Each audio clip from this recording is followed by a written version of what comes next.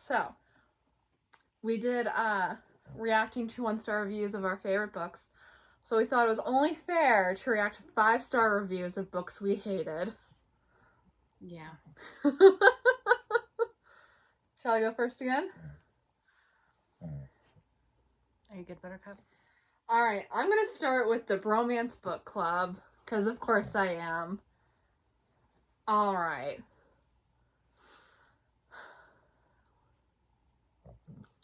Alright, so I'm not going to read the whole review because I find 5-star reviews are sometimes way long.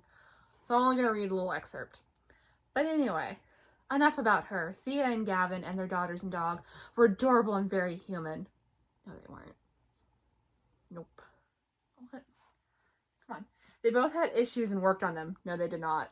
Like, genuinely, at the end of that book, it felt like he gave her a couple of compliments and she was just like, oh, let's have sex. I found this to be a pleasant surprise and could not put this book down. This isn't a book about people falling in love. It's a book about people in love with issues. The issue being that she doesn't like sex with him. That's the only issue. It's a book about people in love with issues. And then finding the way back to the beginning, trying to get back what they lost, to become better individuals and to move forward. They did not change in this book. They didn't learn anything. Like, I also find the premise of the book just questionable in general, because it's a group of men, all of whom are having relationship problems. Like, what are you doing? What are any of you doing? I'm glad I didn't read this one. Alright, next one. Oh my gosh, this was one of the most fun and delightful reads I've come across this year. How? How is it fun and delightful? I need you to explain. Please explain it to me. It was such a slog. I read this with a permanent smile on my face from start to finish, only to be interrupted by fits of giggles. Okay.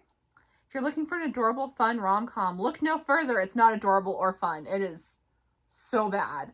It is so bad. Okay, so last one. I love this unique plot. Is it unique? No. Okay. I mean, just from the premise, I knew I'd enjoy this one, but I didn't expect it to be this awesome. It being a second chance romance, I knew it would be heartbreaking and sad. It's not heartbreaking or sad. It's infuriating at times, but like even the parts where you're supposed to feel heartbroken or sad, the characters are so angry that you can't feel it with them. You just feel how angry they are. So the book club, heartbreaking and sad. So the book club added a great layer of humor and fun. It was not. Oh my god. I want you to read it. I don't. I want you to read it. I would have to be bribed into reading it. I can work on that. For a video. You can read it for a video. What video? We'll find something. I like that we got POV from Gavin and his wife, Thea. We get to view the situation from both sides, and I appreciated that. The book club was honestly the best. Those parts had me laughing and awing because of how serious these men were to better themselves and help one another. They're never serious. It's all jokes. In my experience, a relationship in contemporary romance of an already... Don't rub up on that, Dax. Of an already married couple, especially one already with kids, is hardly explored. It was so refreshing to read about. It's still not explored. They're broken up for the entire book. Another unique thing about the plot was that Gavin has a stutter, and it's not often I read about speech problems in books, especially when it's the male MC, so props to Alyssa K. Adams for that. The writing and pacing was A+. I finished this in one day and was left wanting more. I hated it. I hated it so much. I hated it. Alright, next up for me, I chose the Soulmate Equation, because I also hated that. And you read this one, so you have insight. I did. Alright, anyway, the Soulmate Equation. I swear this book broke me in half and brought me back together in the most beautiful way. Chapter 25, I was on the floor. I even told somebody about the entire story over a very emotional 30 minutes, and they cried too, just from listening to it. Mind you, we are very much not criers, and this happened in the middle of a crowded kitchen. And everyone in the airport clapped. I know, I read that and I was just like, I'm sure I don't believe you. Did the mom of one of the authors write this? What did she cry over? I don't know, it's not a sad book. It's not a beautiful book either. It is very much a standard romance. There's not even hate to love, which I thought I was getting. It's like it lasted for 10 seconds. Next. I love the feel of the chemistry between all the players. The friends were amusing, playing off each other. The mother-daughter relationship was warm and endearing. The mother and grandparents together were sweet and heartfelt. The hero and heroine were initially antagonistic and turned cautiously friendly.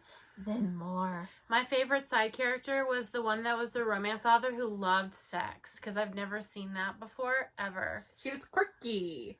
Yeah, it was really interesting. She was quirky. How the character who wrote all about sex loved sex, and every one of her books was about sex, because the last thing romance authors need is the stereotype of the only thing they care about is sex and not anything else in the books. She stole details about her friend's love life. I hate that stereotype too, that female authors, every time they write a book, someone's like, did you base this off your life? And it's like, no, I didn't. You're an idiot.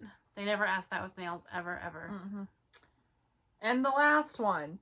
My fellow romance rom-com fans can see the arc of this story, but it doesn't matter. I loved everything about the Soulmate Equation, the love story, the supporting characters, even the sciencey stuff. Christina Lauren's books often have this inexplicable mix of steam, sensitivity, and emotion. I saw your face. Oh my god.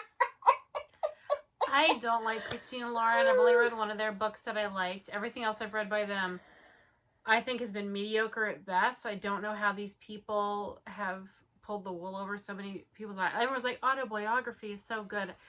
That book I found horrendously problematic in a way that, like, I can't believe no one called them out for. Like, something absolutely disgusting and awful happened to it, and everyone's just like, oh my god, this book's amazing because the main character is gay, and that's so brave of these authors to write, but a gay teenage boy. Like, oh yeah, I set her off. I really don't like Christina Lauren. Alright, for my last book, I went with The Red Squirrels of Magic by Cassandra Clare, because I hated it. I think I read that. You did, or at least you got most of the way through it, but I'm pretty sure you finished it. Ugh. This was the best thing to happen to Malik shippers ever. It was adorable and so queer and so fun, and I loved it. Magnus and Alec are pure and should be protected at all costs. Also, we got Aline and Helen's origins, and that's truly all we could want. Origins. People keep applying the word origins to people. It's like, oh my god, I really wish I knew the origin of that guy I see at the park that sits without a shirt on and has a dog. And it's like, origin is a really big word for, like, wanting to know more about them previous to when they appeared in the books. Like, do you need to use the word origin? What's their origin story? I don't know. This one was a teenager. That's her origin story? I picked this review because it just kind of shows what kind of person enjoyed this book. Which is just people who are happy Alec and Magnus got a book. I wish that I could have been happy with their book because I love them, but it was such a waste. Next one.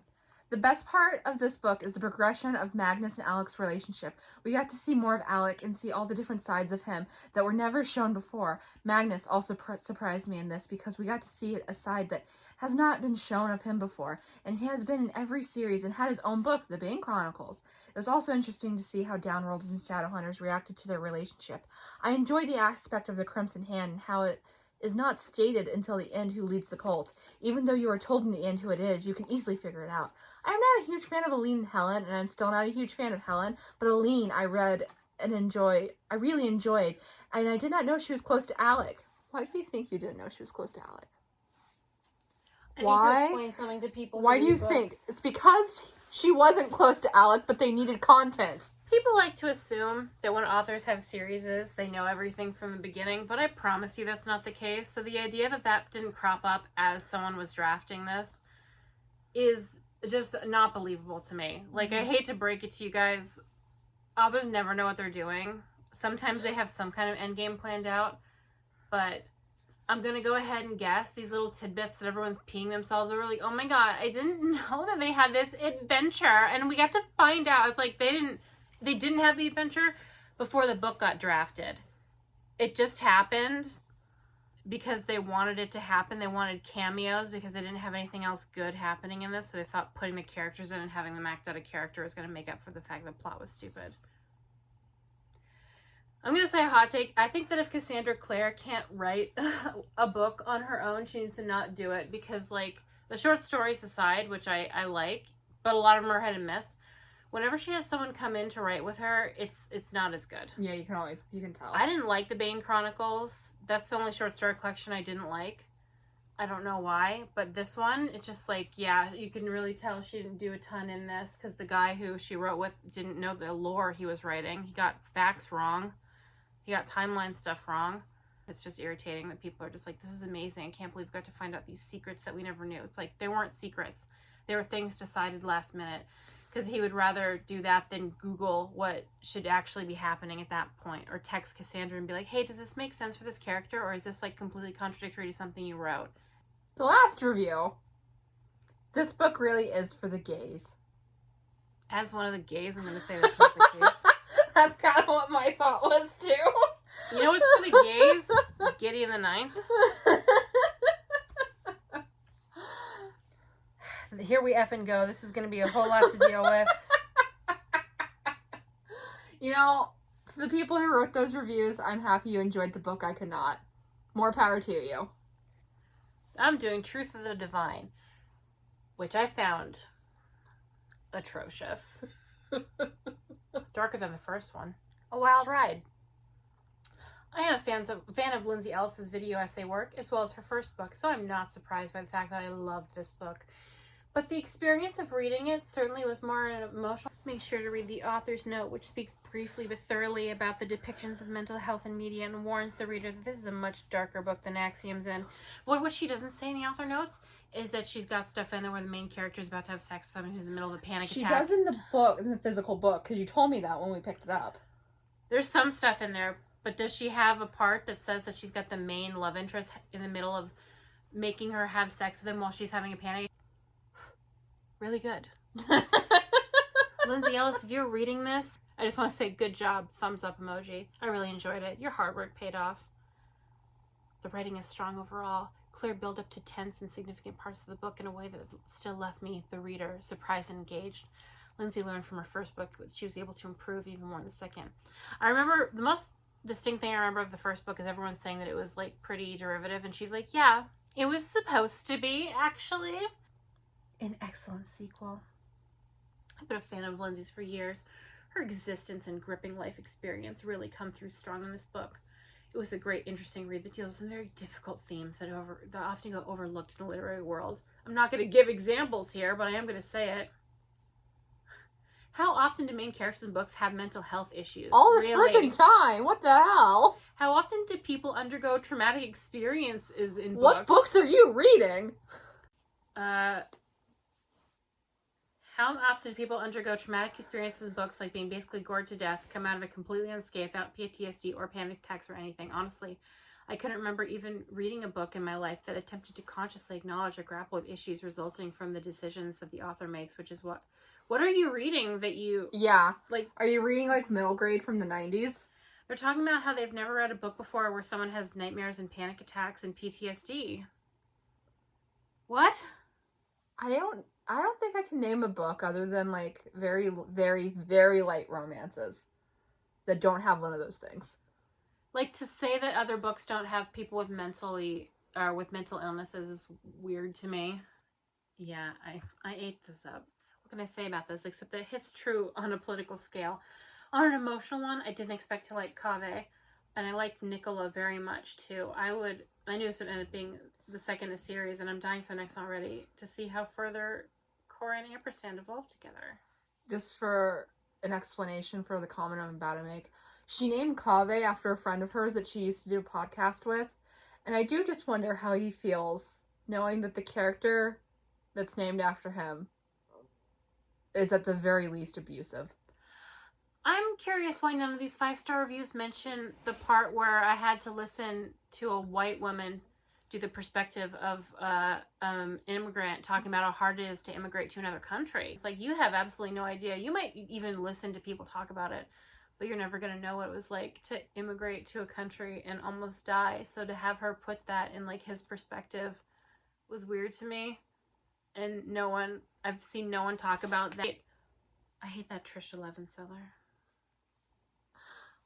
Genuinely, The Shadows Between Us is, I think, the worst book I've ever read in my entire life.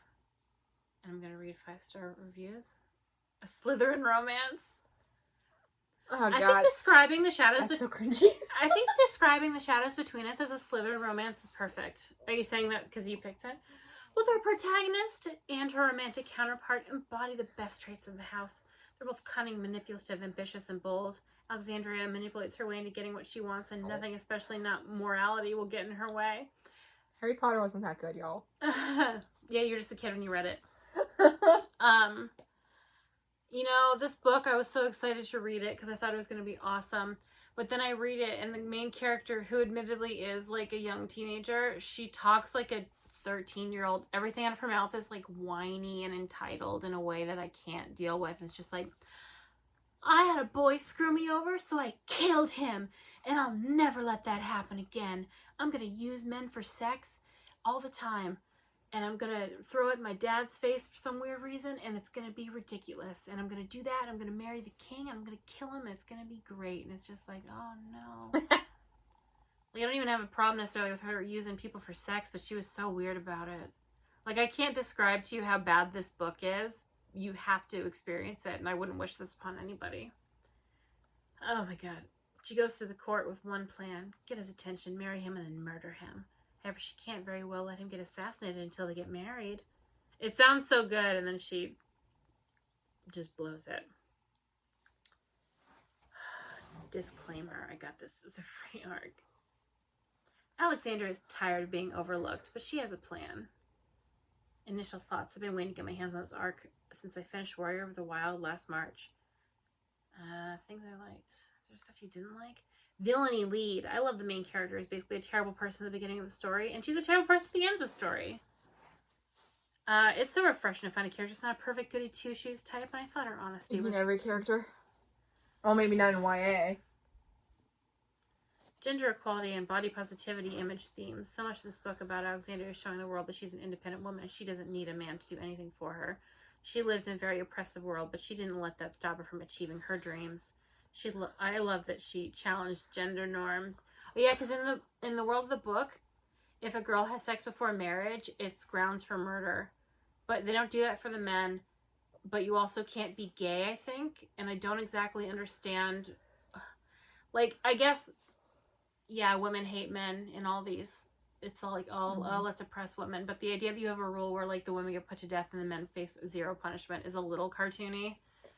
Well, that's not an issue I necessarily have, but I do have an issue with, like, one of the things in that, like, okay. I don't like when the entire point of putting that kind of thing in a world is just so the main character can break gender norms. Yeah, if it doesn't, like, do anything for the story or the world building, what's the point? It was the guy she had sex with, because she tricks men into having sex with her and proposing to her so she can, like, keep their jewelry, kind of, sometimes. And, like, one guy that she has sex with threatens to tell the king that they had sex so that she'll have to get put to death, and, like, that's a looming threat. And it's just like, I don't care. She murdered someone and killed them to put them in the ground. That's not bad. She had sex. She's bad. I find a lot with YA fantasy, when they deliberately try to make it feminist, it's very rarely done well, because they do things like, I can't tell you how many times, like 6 years ago or something, maybe even less, I'd pick up a book and the synopsis would be like, in a world where women are oppressed. And it's just like, okay. They never found the body of the first and only boy who broke my heart, and they never will. Oh, dang, that opening line. I'm tired of being constantly overlooked. Alexandria is determined to prove how cunning and villainous she could be. That's a literal line. That's the first line, is they never found the body of the first and only boy who broke my heart, and they never will. And the reader is really bad, too, and I think that might be part of it. But, like, it's just the cartooniest words I've ever seen. I also really hate when feminist equates, we don't need, like, you're better or stronger alone. Like, how would you like it to be alone your entire life without, like, if you're bi or straight, into men at all? How would you like it if you were not allowed to be with a man just so everyone else could say you were a feminist? Here's another quote. Alexandria, that is positively despicable. He says the words like they're the highest compliment he can give me. You are an absolute gem. Do you know that? The whole book is like that. The whole book feels like it was written so that an 8-year-old could comprehend it. Like, it's so spoon-fed to you. And it's weird because I read her Daughter of the Pirate King books, and I thought those were fun, and they weren't spoon-feedy. So to go back and see, I wonder if this is the first book she wrote and she couldn't sell it, and then she sold the other one, and then she would manage to sell this. Because, like, it literally is so dumbed down. Like, the reading comprehension level is for a child, but it's about a girl who's having sex with tons of people and murdering them. So I don't really understand. It just seemed weird to me, and I feel like I didn't see any negative reviews. And the person saying it's Slytherin. She has that issue a lot, doesn't she? Where the reason her female character is strong is because she was done bad by a boy. Yeah, that's the which I also hate. Her previous book was like that. The Wild in the warrior. Yeah, was that she's like the best warrior in her clan, but a boy kisses her and it distracts her so much that she loses her trials, and she's going to either be put to death or get sent out to pasture, like, to prove herself. And it's like, really, that's what you want to set up for your character, that a boy kissed her, so now she's like so infatuated that she's distracted enough to lose the trial she's been training for her whole life and let down her sexist father. Slytherin romance you've been waiting for. I was going to say I enjoyed this from the moment I saw Damon Salvatore quote on the inside cover. Damon Salvatore. The quote on the inside of the book. It's a Damon quote. And folks, I loved it. I'm still on such a book ending high. I'm not sure I can put it into words for a good review. Okay. It's pretty short. Managed to be dark, mysterious, sultry without being too graphic.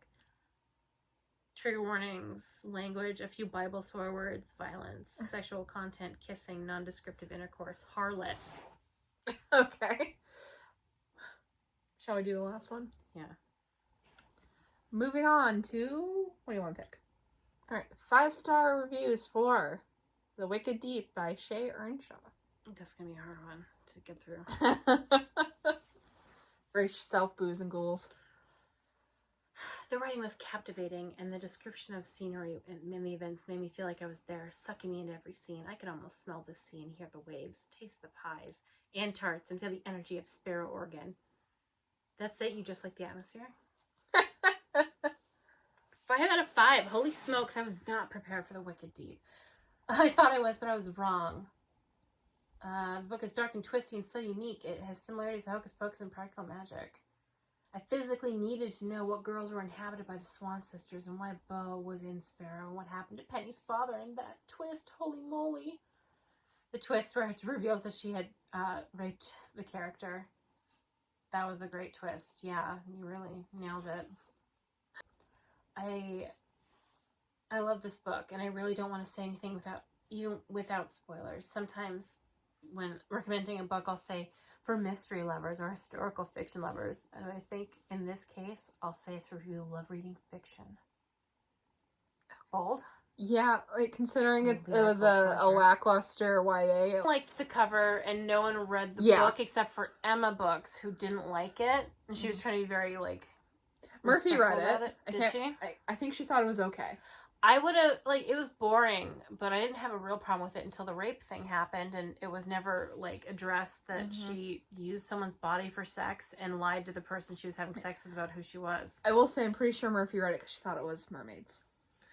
I thought it was witches from the beginning, but I thought it was going to be more, everyone said it's like Hocus Pocus, and it's like, just because there's 3 witch sisters doesn't mean it's like Hocus Pocus. There's no sexual assault in Hocus Pocus. You never watched Practical Magic as a child, but I did, and based on what you've said, what? A mistrust and lies spread quickly through the salty, rain-soaked streets. This review is just a summary. Why are you guys doing this to me? I want to pick this book back up and start over. An enchanting hymn sailing over the water's surface, cool and soft and alluring. The Swan Sisters have awakened. God, this book had me since the very first page. I immediately fell in love with the premise, and I mean, you really had me at Hocus Pocus. It's nothing like Hocus Pocus. There's just 3 witches. That's the only similarity between this and Hocus Pocus. This is the last one I'm going to read. A lot of these 5 stars are just describing, it's like pitching the book to you. Yeah, I don't get that. Like, I can read the synopsis myself. I loved this book. I couldn't stop thinking about it when I wasn't able to read. It felt like Twilight, but with witches and a more interesting main character. Although the love interest definitely wasn't as intriguing or had the type of depth that Twilight had, I was constantly guessing who the villains were, and I couldn't predict the ending until I was near it. I definitely recommend this book, and I'll definitely be reading it again. That was a hard one. A more interesting main character. I hate when people... Bella, like, it's not even when people make fun of Twilight. It's just, like, everyone always does. Like, oh, it's better than Twilight. It's like, I get that you don't like Twilight. Don't worry. I know that you're cool. Yeah, I get recommended a lot of videos on YouTube of people just dunking on Twilight. And the thing is, I'm just not into it. Those books I don't think are amazing, but they're not as bad as everyone makes them out to be, first of all. I think there's a lot worse. I hate it. I think there's a lot worse examples from the YA genre from, like, 2008 to 2012. Same with Cassandra Clare. Everyone, like, goes off on those. I'm currently reading those, and they are not as bad as people like to make them out to be. But, in the first book, Bella had a ton of personality. It's in the second book that it kind of gets wiped clean. Yeah, the problem is her personality in the first one is that she was just kind of mean. Yeah. Like, she was a mean girl. Yeah, and it to me, it's like Stephanie Meyer got the criticism and tried to fix it before she, like, learned that you're just screwed if you're a woman and people decide that you're, like, there's a problem with you, you're just screwed. And Stephanie Meyer kind of compounds that by actually having some problems. I guess, like, the specific comparisons to Twilight in negative fashions always get me, and, like, lately I've always also seen a lot of people making fun of Renesmee's name, and I get, like, really internally defensive when people make fun of someone's names, especially, like, M. Night Shyamalan or, like, Benedict Cumberbatch. It irritates me. It's low-hanging fruit for a joke that's not even funny. That's not even, like... Oh, I know, I'm just saying that's my problem with it. Is, like, I don't know, it stems from the fact that so many families came here from other countries and were forced to change their last name because it wasn't palatable enough for the Americans, including my family. And, like, I could get pretty deep into this, but, like, every slave that was brought over got their name taken away from them. And, like, a name is so deep in your identity, and to, like, make fun of someone's name or something, just, it makes me think of that. And just, like, all the people who didn't have the luxury of having a name that was palatable to a stupid American. A lot of them got their names changed or just completely erased, and to sit there and be like, oh, Benedict Cumberbatch, like, oh my god, you're so clever. Mm-hmm. I just get I hate it. And I've been seeing, like, all the Twilight stuff with Renesmee. It's like, yeah, Renesmee is white. It's not a big deal, I guess, for her. But then I think of people like M. Night Shyamalan. Everyone's joke with him is saying his name wrong. Yeah, that's incredibly racist. Yeah. I get worried just because I stutter a lot. And, like, sometimes names are hard for me to say, and I don't mean anything by it. I just hate it. I hate when people make fun of names. It's like, most of the time it's racist. If not, it's just insensitive. Well, I'm sorry for the anger in this video. I guess the divine got me. I guess I should have predicted that, but I hope you enjoyed this video. If you did, please like, comment, and subscribe. Yeah, do that. We'll be happier next time. Yeah, we'll pick something nice to do. We'll see you next time. Bye. Bye.